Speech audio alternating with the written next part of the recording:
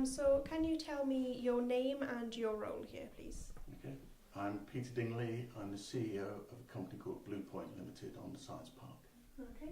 And what is it that your company specialises in? What do you do? We're a technology company spin out of the University of Southampton.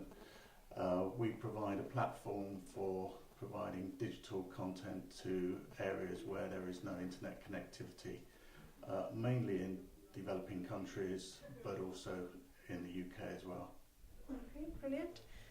So how would you say that, obviously you're a tech-based company, but how exactly does your company fit in within the tech industry? We are a mixture of some quite sophisticated hardware cloud-based systems, which has a local hub which we put on the ground in these countries.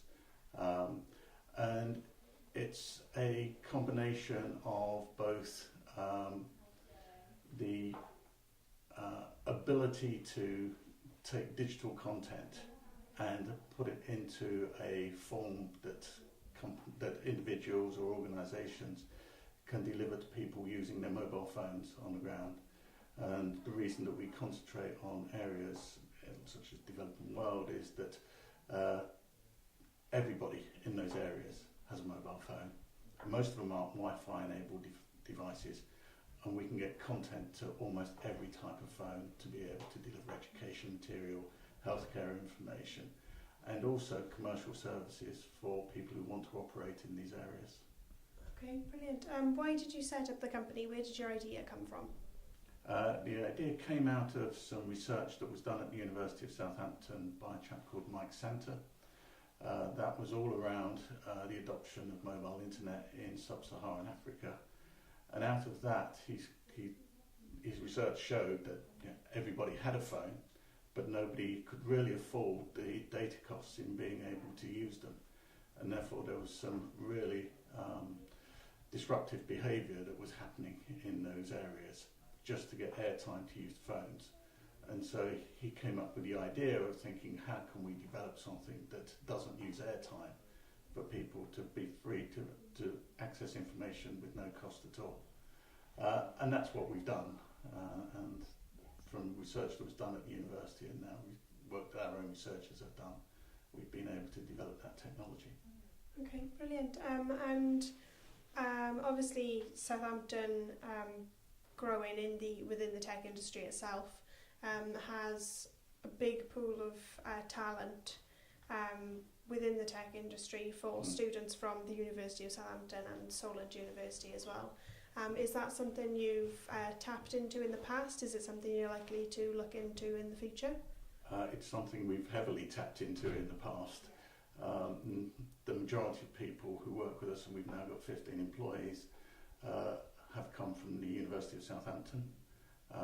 We've got 3 PhD from the university, and we've got part-time PhD people who will join us hopefully once they've finished their studies.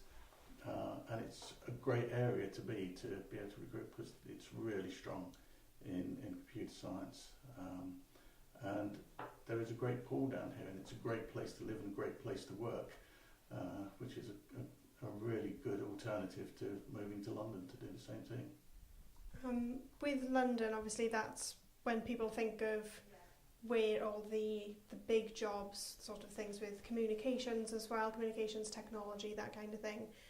People obviously think of London straight away, but why is Southampton growing within the tech industry? What does Southampton have that London doesn't? London's obviously the place where there is the bigger pool of companies there, but I think Southampton and the Solent area is starting to grow quite significantly in terms of companies that are developing there. Because London is a difficult place to set up in. It's an expensive place to be, where it's obviously it's a much nicer area to work down here, particularly if you've been at university down here. A lot of people actually just want to stay and have the opportunity to stay in the area, and we give them that opportunity, and the network of companies that are being built and the ecosystem of companies that are being built around the Science Park and other areas in here really gives them that opportunity. Okay. And why did you decide to set up your business in Southampton, and why here specifically in the Science Park? Well, because it's spun out of the University of Southampton, it was the obvious place to start. And because we could tap into that pool of talent that's around to do that. We chose the Science Park because initially the idea, when it first got developed within Southampton, used the Catalyst Centre here, and that helped in terms of, particularly Mike Centre, in terms of getting some ideas of where the business might be able to go and whether there is actually a business around the idea. And then from there we were tapped into the Set Squared organisation, which is also based on the Science Park, and that enabled us to grow the business. We then and enabled us to get some funding as well for the business. We then, because we were based on the Science Park, we then had numbers of introductions. My background is purely business, and I was introduced into here at a very early stage on whether I could add some value into this in sort of mentoring and growing the business. And we brought other people in as well to do that. So it's a great system in terms of being able to provide support, being able to make introductions. And because you're on the Science Park, it also gives some real flexibility in terms of property.